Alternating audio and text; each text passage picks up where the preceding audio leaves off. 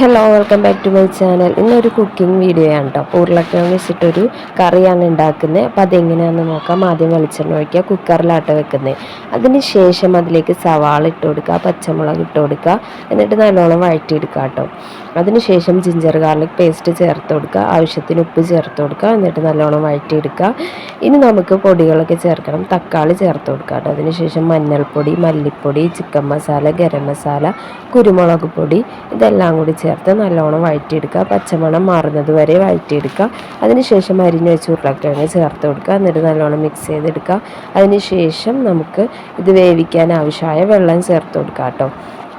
എന്നിട്ട് ഒരു 3-4 വിസിലാണ് നമ്മൾ വേവിച്ചെടുക്കുന്നത്. നല്ലോണം മിക്സ് ചെയ്തെടുക്കുക. അതിനുശേഷം മല്ലിയില ചേർത്ത് കൊടുക്കുക. ഇനി നമുക്കത് വേവിച്ചെടുക്കാം. ഇത് നമുക്ക് ബ്രേക്ക്ഫാസ്റ്റിനൊക്കെ പറ്റിയൊരു കറിയാട്ടോ. ചോറിൻ്റെ കൂടെയും കൂട്ടാം. അപ്പോൾ ഈസി റെസിപ്പിയാണ്. എല്ലാവരും ട്രൈ ചെയ്ത് നോക്കുക. ഫീഡ്ബാക്കൊക്കെ അറിയിക്കും.